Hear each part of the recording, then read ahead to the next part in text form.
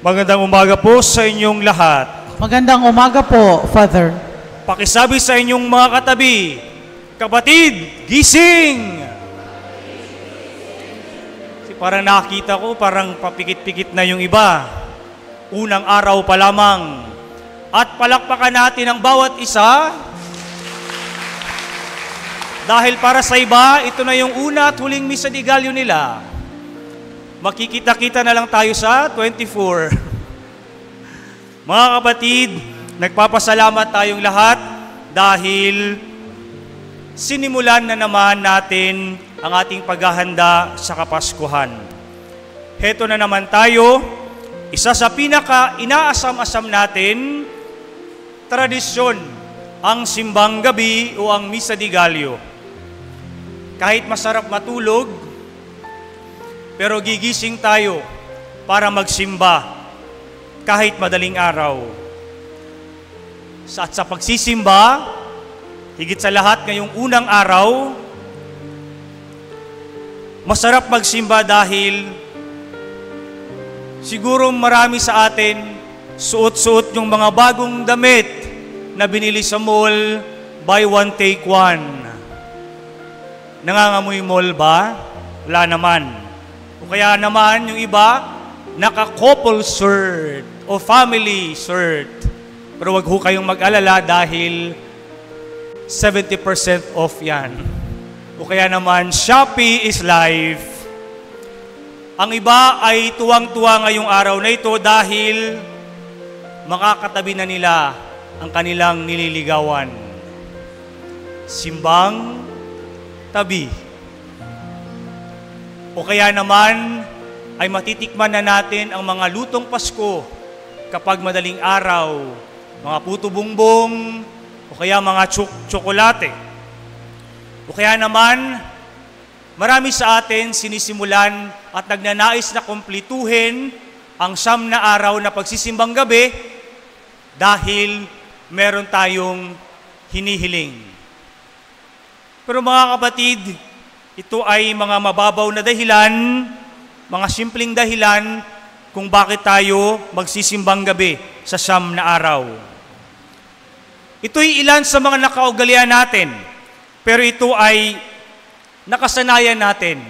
Ito ay tradisyon nating mga Pilipino.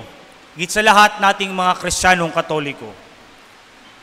As we celebrate Misa di Gallo, we are still in Advent season.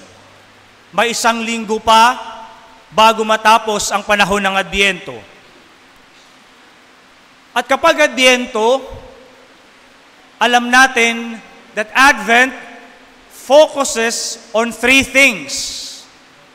Advent focuses on the past, the future, and the present. Yan ang Adbyento. Advent season focuses on the past because it tells us Jesus came more than 2,000 years ago. Si Jesus ay muli ay dumating 2,000 years ago. The future, in Advent season, tells us Jesus will come again. Jesus will come again to restore all of His creation to God. And the present, the Advent season tells us of the present. Jesus continues to come among us every day as the Word of God, inspiring us, and we receive Him in the sacrament of the Eucharist. Ito yung spirit, ito yung character ng Advent season. But now, the question is, what is also Misa di Gallo? Ano naman ang focus ng Misa di Gallo? What is Misa di Gallo telling us? Misa di Gallo, or the Misas di Gallo, focuses on Jesus.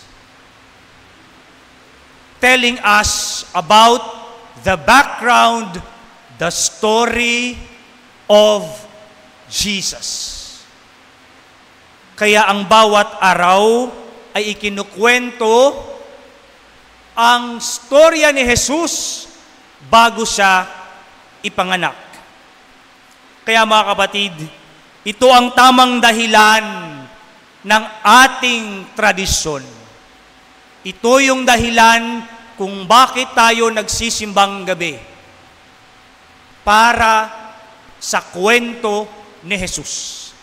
Ang kwento ng manunubos na isisilang sa sabsaban. Dahil ang Pasko ay kwento ni Jesus. Kaya nga tulad ni San Juan Bautista sa ating ebanghelyo na sinabi ni Jesus, at maging sa mga pagbasa natin sa Advent season, sa paghahanda, at maririnig natin ang kwento ni Juan, ang role ni Juan Bautista sa ating mga pagbasa. John the Baptist is a great prophet. He is a good man. And he is also a righteous man. He is a great prophet. But John is not greater than Jesus. Jesus is greater than John. Si John ang tagapanguna. Inihanda niya ang daraanan ng Panginoon. Kaya nga, John was proclaiming not of himself. John was never arrogant. John was never boastful. John was proclaiming, telling the story of Jesus, the one who is greater to come. Kinikwento ni Juan ang tungkol sa isang dakilang darating at higit pa sa kanya. Tungkol kay Jesus. Kaya nga si Juan ang sabi, I must decrease and He must increase. Kaya si Jesus sa ating ebanghelyo ay nagpatotoo at naisakatuparan sa Kanya, sa Kanyang mga gawa, ang mga sinabi ni Juan. Kaya mga kapatid, ang panahong ito ng pagsisimbang gabi ay namnamin ang kwento ni Jesus bago sa ipanganak. Kaya my dear brothers and sisters, please pay attention every Misa de Gallo to the story of Jesus. Pay attention to every details. Give importance to the details of the story of Jesus. Dahil ito ang dahilan ng tradisyong ito. This is the story of God's love for us. It is our story, our love story of God.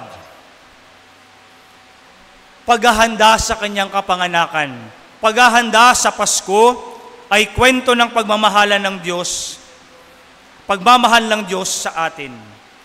Kaya namnamin natin ang bawat araw na tayo'y magsisimbang gabi at palalimin ang ating pananampalataya, nagagalak sa kanyang pagdating, sa kanyang kapanganakan. Kaya dahil ito ang kwento. Ito ang kwento ng pag-ibig ng Diyos sa atin.